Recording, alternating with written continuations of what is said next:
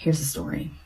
About 4 a.m. on Saturday morning, me and my daughter were driving to Charleston, South Carolina for her Sweet 16 birthday getaway. We came up to a truck with a trailer and its flashers were on, so we slowed down some, and that's when I noticed there was an overturned vehicle in the fast lane.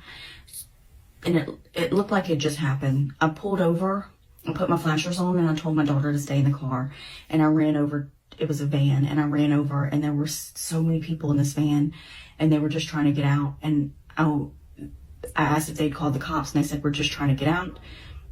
And they were helping this woman out off the side of the van, and I grabbed her hand and I helped her get down, and she seemed out of it, and I was holding her hand and she was wobbling around, and I said, baby, you got to sit down.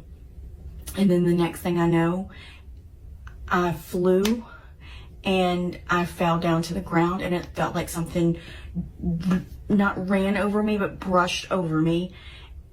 Like something just swiped over my body, and I got up and I could hear screaming, and I just focused in on one screaming, and it was my daughter, and all I could do was run across the highway and tell her to get back in the car. She had to move the car because if somebody else hit us, it could hit her.